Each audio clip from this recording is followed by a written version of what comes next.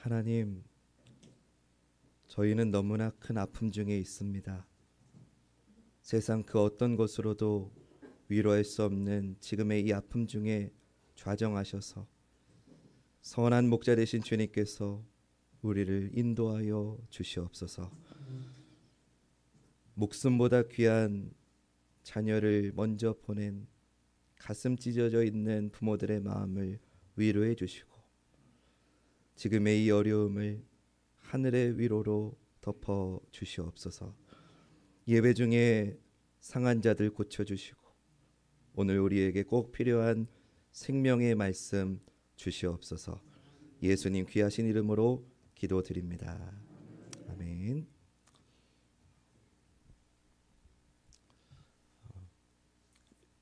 여러분들 걱정하실 것 같아서 아까 제가 우리 청년 중에 연락이 안 된다고 했던 청년이 연락이 되었다고 합니다.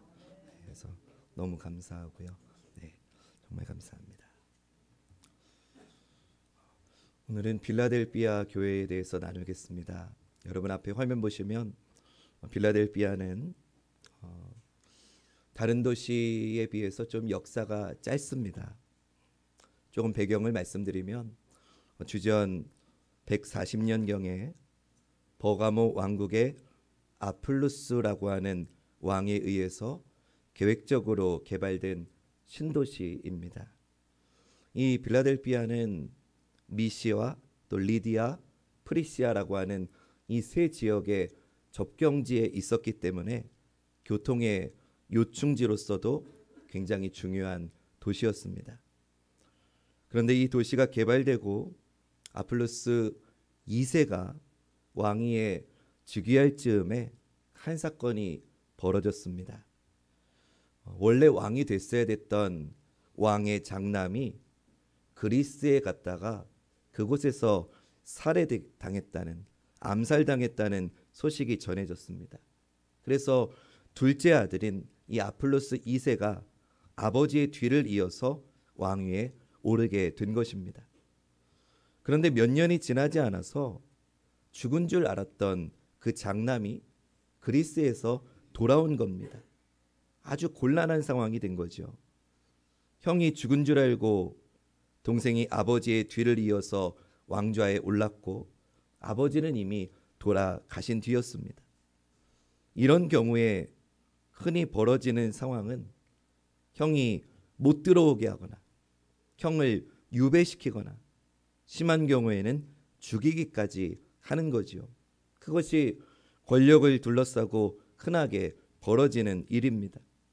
그런데 이 동생 아플루스 2세는 형이 돌아오자 형 앞에 무릎을 꿇고 정중히 사과를 합니다. 형님이 암살당했다는 잘못된 정보로 제가 왕좌에 앉았습니다. 그러나 이제 형님이 돌아오셨으니 이제 형님이 왕이 되십시오. 그러자 형이 이렇게 대답했습니다. 네가 비록 잘못된 정보를 듣고 왕좌에 올랐다고는 하지만 내가 네가 선정을 베풀고 있다는 소식을 들었으니 네가 계속해서 왕좌에 있는 게 좋겠다. 형제가 서로 왕의 자리를 양보하는 보기 드문 광경이 벌어진 겁니다. 동생은 형의 강권에 못 이겨서 계속 왕좌에 있게 되었지만 형을 윗사람으로 모시면서 서로 의논하면서 나라를 잘 다스렸습니다. 그런데 이 형제 간의 분란을 걱정했던 로마 정부에서 이 동생 아플루스 2세에게 형을 죽이라고 하는 지시를 내립니다. 그러나 동생은 끝까지 형을 보호했고 윗사람으로 섬겨서 이 빌라델비아를 더 아름답게 발전시킵니다. 여러분, 오늘날은 사이가 좋던 형제들도 돈 문제, 재산 분배 문제 때문에 등을 지는 세상이지 않습니까? 그런데 빌라델비아에는 형과 동생이 돈독한 우애를 가지고 나라를 아름답게 이끌어갔다는 겁니다. 그래서 이 빌라델비아라고 하는 이 지명의 뜻은 형제를 사랑하는 자. 빌라델비아 이름의 뜻이 형제를 사랑하는 자라고 하는 이름의 뜻이 있습니다. 이 지명이 왜 이렇게 붙었는지를 우리는 이제 알 수 있습니다. 그런데 이런 아름다운 빌라델비아에도 아픔이 있었습니다. 어저께 우리 괴산에서 4.3 큰 지진이 있어서 온 국민이 마음을 졸였는데, 이 빌라델비아 교회가 속해 있는 이 소아시아 일대도 지진이 굉장히 많이 일어나는 지형이었습니다. 특히 빌라델비아는 더욱 심한 지진 때에 놓여 있었습니다. 그래서 주 17년경에 이 소아시아 반도에 큰 지진이 일어나서 10개의 도시가 아주 그냥 황폐하게 파괴됩니다. 그 후에도 역사에 기록될 정도로 큰 지진이 10번이 더 있어서 이 빌라델비아 사람들은 늘 지진으로 인한 공포 가운데서 살 수밖에 없었습니다. 한 번 지진이 일어나면 서너 번의 여진이 있었기 때문에 이 빌라델비아 사람들은 항상 이 지진의 공포, 노이로제에 시달리며 살았습니다. 밥을 먹다가도, 잠을 자다가도 땅이 조금만 흔들리면 모두들 뛰쳐나왔습니다. 건물 안에 있다가는 깔려서 죽을 수 있었기 때문에 심지어는 바람만 조금 세게 불어도 땅이 흔들리는 줄 알고 밖으로 뛰쳐나오는 그런 생활을 빌라델비아 사람들은 하며 살았습니다. 이런 빌라델비아에 교회가 세워진 겁니다. 그렇기 때문에 이 빌라델비아 교회는 다른 도시의 교회들보다도 규모가 작고 연약한 교회였습니다. 모이는 숫자도 적었고 영향력 있는 사람도 거의 없었고 사회적으로 대부분 낮은 신분의 사람들이 모여서 만든 교회였습니다. 그렇기에 그들은 외부 세계로부터 더 핍박을 받게 되었고 더 많은 고통과 아픔 가운데 있었던 겁니다. 근데 여러분, 재미있는 것은 주님은 이렇게 연약한 빌라델비아 교회를 향해서 단 한마디의 책망도 하지 않으셨다는 겁니다. 빌라델비아 교회는 서머나 교회하고 더불어서 주님으로부터 칭찬만 받은 교회였습니다. 서머나 교회가 순교자를 배출해서 주님을 기쁘게 해드린 교회였다면 빌라델비아 교회는 흔들리지 않는 견고한 신앙으로 주님을 기쁘게 해드린 교회였습니다. 그 빌라델비아 교회에게 주님이 당신을 소개하십니다. 오늘 본문 7절 말씀 우리 화면 보시며 같이 읽어보겠습니다. 시작. 빌라델비아 교회 사자에게 편지하라.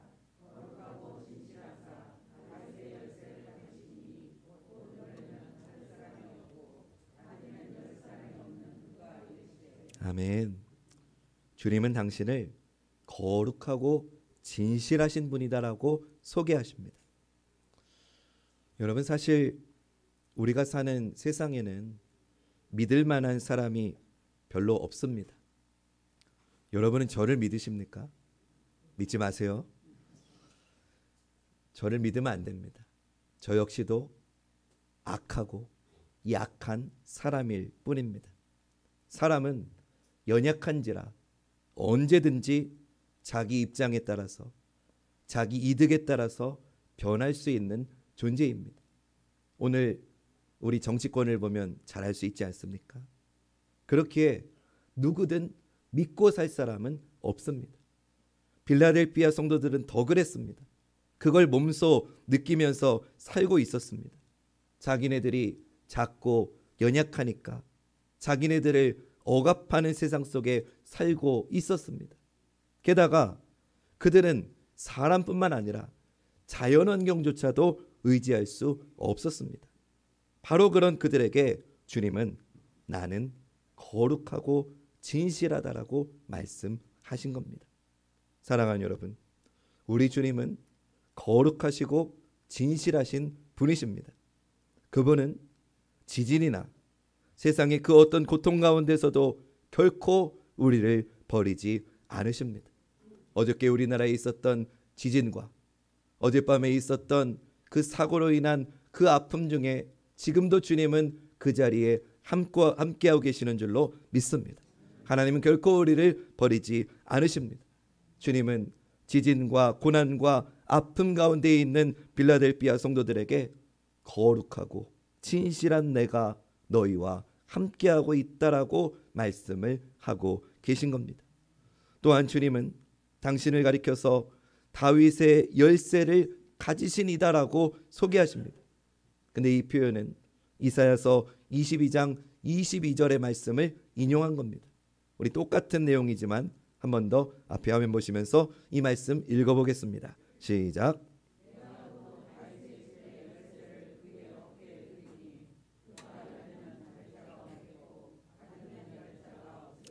아멘. 이사야서의 이 말씀은 엘리야김에게 주신 말씀입니다.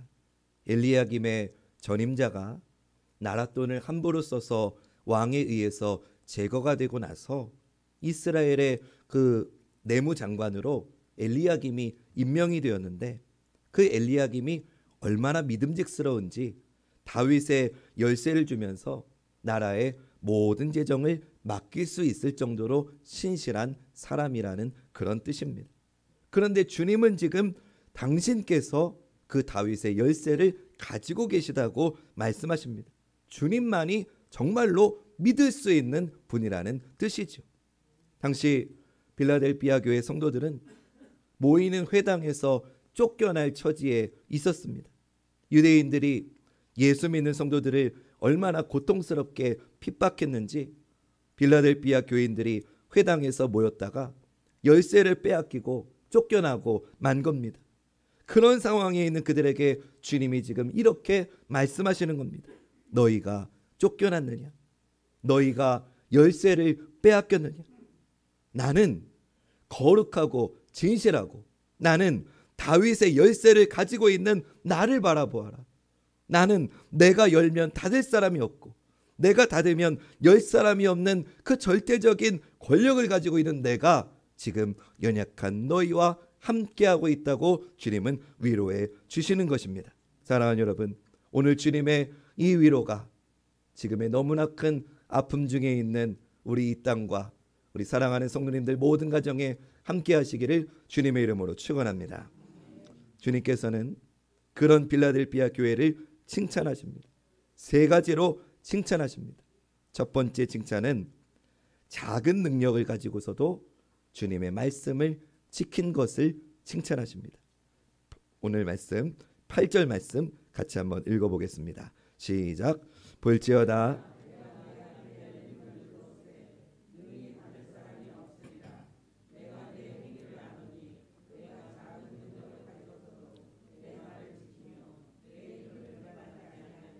아멘.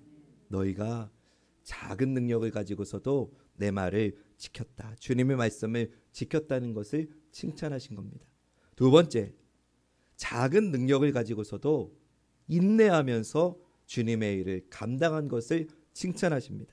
10절 말씀 읽어봅니다. 시작. 내가 나의 인내의 말씀을 지켰은즉 내가 또한 너를 지켜 시험의 때를 면하게 하리니 이는 장차 온 세상에 임하여 땅에 거하는 자들을 시험할 때라. 아멘.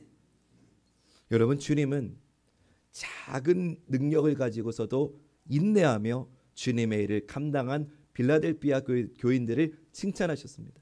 이 말은 무슨 말이냐? 주님은 우리가 큰 일을 하기를 바라시는 게 아니고 주님은 작은 일이라 할지라도 주님이 우리에게 맡겨주신 그 일을 온전히 감당하기를 바라시는 줄로 믿습니다. 주님이 우리에게 각자 주신 사명의 분량이 다 다를 수 있습니다. 어떤 이에게는 5달란트, 어떤 이에게는 2달란트, 어떤 이에게는 1달란트를 주셨습니다. 근데 중요한 것은 주신 분량이 중요한 게 아니고 분량은 다를지라도 이것을 나에게 맡겨주신 분이 주님이심을 기억하면서 우리가 해야 될 일은 우리에게 맡겨주신 그 일을 온전히 감당하는 것, 그것을 주님이 기뻐하시고 그것을 감당할 때 주님이 칭찬해 주실 줄로 믿습니다. 빌라델비아 교회가 귀한 교회인 것은 그들이 작은 능력을 가지고서도 적은 숫자의 사람들이 모였음에도 불구하고 그들에게 맡겨주신 주님의 사명을 잘 감당했기 때문이라는 겁니다. 그런데 어떻게 감당했느냐? 인내함으로 감당했다는 겁니다. 여러분, 주님의 칭찬의 답은 인내에 있습니다. 우리 한번 따라해 볼까요? 주님의 칭찬은 인내하는 자에게 주어진다. 아멘. 여러분, 인내하지 못하는 사람은 주님의 뜻을 이룰 수 없습니다. 인내하지 못하는 사람은 주님의 기쁨에 동참하지 못합니다. 그렇기 때문에 사랑하는 여러분, 지금 많은 어려움과 힘듦과 아픔과 눈물이 있으시다 하더라도 인내하며 때를 잘 견디고 이기는 것이 성도된 우리의 본분이 됨을 믿으시길 주님의 이름으로 축원합니다. 빌라델피아 교회가 주님으로부터 받은 칭찬의 세 번째 이유는 작은 능력을 가지고 열심히 선교했기 때문입니다. 오늘 8절 본문 다시 한번 읽어보겠습니다. 시작. 볼지어다 내가 내 앞에 열린 문을 두었으되 능히 닫을 사람이 없으리라. 내가 내 행위를 아노니 내가 작은 능력을 가지고서도 내 말을 지키며 내 이름을 배반하지 아니하였도다. 아멘. 제가 아까 서두에 빌라델피아는 위치적으로 세 도시의 접경 지역이 있다고 말씀드렸습니다. 그래서 빌라델피아는 이 물물 교환이 빈번하게 이루어진 곳입니다. 근데 빌라델피아 성도들은 자기네들의 어려움 가운데서도 이 지리적인 특징을 잘 살려서 자기들보다 어려운 지역을 돕는 선교에 최선을 다했다는 겁니다. 여러분, 사실 초대교회는 모두 선교하는 교회였습니다. 선교가 교회의 목적이었습니다. 근데 오늘 우리 이 땅의 교회들은 선교가 1순위입니까? 솔직히 교회 유지가 1순위 아닙니까? 교회 유지가 1순위고 형편이 되고 여력이 되면 선교한다라고 생각하는 게 우리의 현실입니다. 그런데 초대교회는 교회 유지가 목적이 아니라 선교하기 위해서 교회로 모였다는 겁니다. 모두 선교의 일을 감당하고 있었고 그 중에서도 빌라델피아 교회는 더 열심히 선교의 일을 행했던 겁니다. 주님은 이것을 칭찬하신 겁니다. 작은 능력을 가지고 열린 문에 선교의 사명을 최선을 다해 감당한 것을 주님은 칭찬하셨다는 겁니다.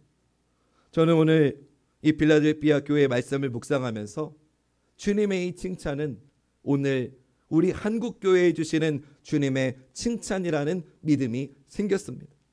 여러분, 한국 교회가 지금 얼마나 어렵습니까? 작은 능력을 가졌습니다. 예수님을 그리스도로 믿는 것이 아주 힘든 상황입니다. 이 땅에서 성도로 산다는 게 여러 가지 면에서 적지 않은 인내와 희생을 요구하는 시대에 우리는 살고 있습니다. 그런데 그런 가운데서도 한국교회는 복음을 전하는 일, 선교하는 일에는 언제나 앞장서고 있었다는 겁니다. 여러분, 전 세계에서 미국 다음으로 선교사를 가장 많이 파송하는 나라가 우리나라인 거 알고 계십니까? 지금도 전 세계에 2만 2천여 명의 한국의 선교사님들이 복음을 들고 목숨을 아끼지 않고 선교하고 계십니다. 세계 모든 교회가 이것을 경이롭게 바라보고 있습니다. 사랑하는 여러분, 주님이 기뻐하시는 교회는 선교하는 교회인 줄 믿습니다. 우리 한번 따라해 봅니다. 주님이 기뻐하시는 교회는 선교하는 교회이다. 아멘. 물론 지금 우리 어렵습니다.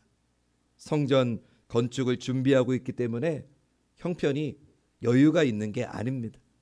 그러나 사랑하는 여러분, 선교는 형편이 되면 하는 거고 형편이 안 되면 안 해도 되는 그런 것 아닙니다. 선교는 주님의 명령입니다. 그리고 그 선교의 문은 언제나 열려 있는 게 아닙니다. 하나님이 우리에게 기회를 주실 때 우리는 그 선교의 사명에 최선을 다해야 되는 줄로 믿습니다. 오늘날 현대인들이 성인병으로 많이 고생합니다. 근데 여러분, 왜 성인병에 걸립니까? 먹는 건 많은데 운동량이 적기 때문입니다. 칼로리가 높은 음식을 먹으면서 운동은 하지 않으니까 동맥경화, 지방간, 콜레스테롤 등 그런 나쁜 것들이 우리 몸에 쌓이는 겁니다. 이 성인병을 예방하려면 어떻게 해야 됩니까? 간단합니다. 잘 먹고 운동 잘하면 건강한 몸이 됩니다. 근데 교회도 마찬가지입니다. 여러분 잘 들으십시오. 그래서 우리끼리 잘 먹고 우리끼리 좋아하고 우리끼리 나누고 우리끼리 뭔가 하기에 만족하면 그 교회는 반드시 영적 성인병에 걸릴 수밖에 없습니다. 그러나 교회가 우리에게 주신 인적인 자원과 물적인 자원을 가지고 지역을 섬기고 하나님을 알지 못하는 이웃을 섬기고 하나님의 사랑을 전하는 일에 열심히 최선을 다할 때 그 교회는 건강하게 되는 줄로 믿습니다. 다시 말씀드립니다. 선교는 늘 할 수 있는 게 아닙니다. 선교의 문이 열려 있을 때에 그 일을 감당해야 됩니다. 우리가 그 일을 감당할 때 우리의 신앙의 근력이 강건해져서 계속해서 하나님의 일을 찾아 행할 수 있게 되는 겁니다. 물론 어렵습니다. 코로나로, 전쟁으로 인해서 물가 상승으로, 녹록지 않은 삶의 형편으로 인해서 우리에게는 많은 아픔과 연약함이 있습니다.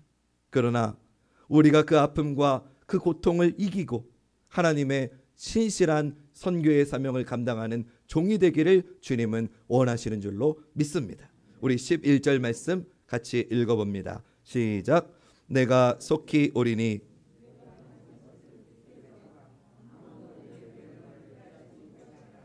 아멘.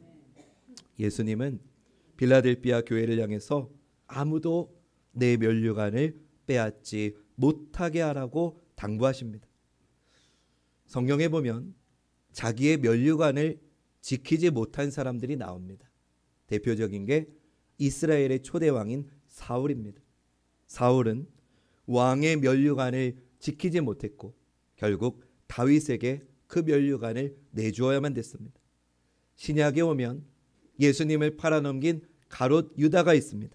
가롯 유다는 제자의 면류관을 지키지 못해서 마띠아에게 그 면류관을 내줘야만 됐습니다.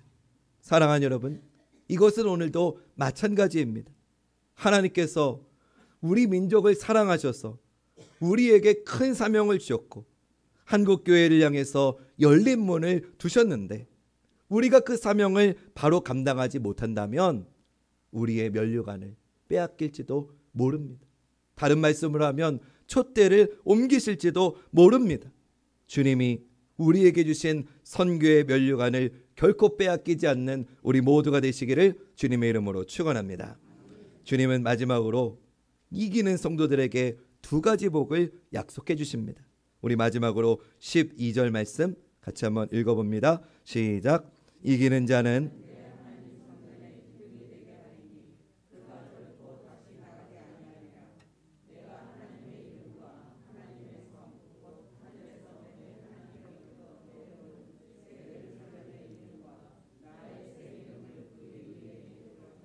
아멘. 먼저 이기는 자는 내 하나님 성전의 기둥이 되게 하시겠다고 말씀하십니다. 하나님 성전의 기둥이 된다는 것은 그만큼 중요하고 든든하고 강력한 사람으로 세우시겠다는 겁니다. 여러분, 제가 아까 빌라델비아 사람들은 지진 때문에 뛰쳐나가는데 익숙한 사람들이라고 말씀드렸습니다. 어저께 제가 아침에 제 방에 나와서 괴산에 대한 지진 뉴스를 이어폰으로 꽂고 뉴스를 듣고 있는데 제 모니터가 흔들리는 겁니다. 그래서 제가 제 아들하고 손을 잡고 밖에 나가서 나가려고 하는데 사무실에 우리 권사님하고 전사님들이 계신 거예요. 그래서 우리 성도님들이 계신데 목사가 나 혼자 살겠다고 도망갈 수가 없어가지고 제가 혹시 뭐 흔들리는 거 못 느끼셨냐고. 근데 아무도 못 느꼈대요. 제 모니터는 흔들렸거든요. 지진은 참 무섭습니다. 그래서 빌라델비아 성도들도 땅이 조금만 흔들리고 바람이 조금만 세게 불어도 그들은 자다가도 뛰어나갔고 밥을 먹다가도 뛰어나갔고 공부하다가도 뛰쳐나갔습니다. 그러나 이제 하나님께서 이기는 자에게는 하나님 성전의 기둥이 되게 하신다고 합니다. 하나님의 능력의 손이 그들과 함께 하심으로 그들이 하나님의 강건함 가운데서 더 이상 요동하지 않고 흔들리지 않고 더 이상 뛰쳐나갈 필요 없이 든든하게 붙잡아 주시겠다는 주님의 약속인 것입니다.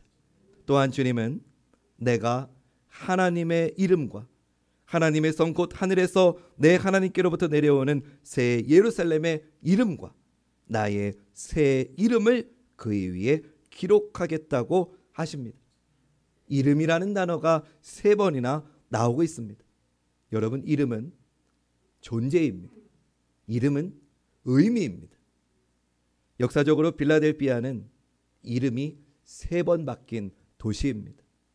주전 17년에 큰 지진이 일어났을 때 티베리우스라고 하는 황제가 도움을 줘가지고 그 도시를 재건하게 되었는데, 그래서 빌라델피아는 그 티베리우스의 이름으로 자기 도시의 이름을 바꾼 적이 있습니다. 또 몇십 년이 지나서 어려움이 있었을 때 다른 황제가 은혜를 베풀자 또 그 황제의 이름을 따서 자기 이름을 바꾼 역사가 있습니다. 지금 이 빌라델피아 도시의 지금의 이름은 알라세이르라고 합니다. 이 이름은 알라의 도시라고 하는 뜻입니다. 이제는 다 무슬림이 된 거죠. 그런데 그런 그들에게 주님이 막 약속의 말씀을 하신 겁니다. 나의 이름을 너희 위에 새겨 놓겠다. 새 예루살렘의 이름을 내가 너희에게 새겨주겠다. 하나님의 이름을 너에게 새겨 놓겠다고 말합니다. 너희에게 새 이름을 주겠다고 약속하신 겁니다. 이름은 존재라고 했습니다. 이름은 의미라고 했습니다. 이기는 자에게는 하나님의 이름을, 하나님의 존재를, 하나님과 함께하는 그 축복을 주시겠다는 말씀인 줄로 믿습니다. 사랑하는 여러분, 빌라델피아에게 주신 이 새 이름의 축복이 오늘 저와 여러분 우리에게도 주시는 축복이 되는 줄로 믿습니다. 사랑하는 여러분, 우리 관악중앙교회는 큰 교회 아닙니다. 유명한 사람이 모인 것도 아닙니다. 그러나 우리를 이곳에 50년 전에 세우시고 오늘 여기까지 인도하신 주님의 사명이 우리 교회에게는 있는 줄로 믿습니다. 그 사명을 감당하는 우리 관악중앙교회에게 하나님은 때마다 시마다 필요한 넘치는 은혜를 51년 동안 베풀어 주셨습니다. 하나님께서 우리에게 이렇게 큰 복을 주신 이유가 무엇입니까? 우리가 선교를 통해 주님의 증인으로 세워지기를 바라시기 때문입니다. 그러므로 우리 교회는 어떤 어려움과 어떤 고난이 겪는다 할지라도 인내하며 열심을 내어 선교의 사명을 감당해야 될 줄로 믿습니다. 선교하지 않는 교회는 주님이 기뻐하지 않으십니다. 영혼 구원을 위해서, 하나님 나라의 선교를 위해서 맡겨주신 사명을 우리가 온전히 감당할 때에 하나님은 우리 교회를 생명력이 넘치는 축복된 교회로 세워주실 줄로 믿습니다. 간절히 바라기는 우리 관악중앙교회가 하나님이 기뻐하시는 선교하는 교회가 되기를 다시 한번 마지막으로 주님의 이름으로 축원합니다.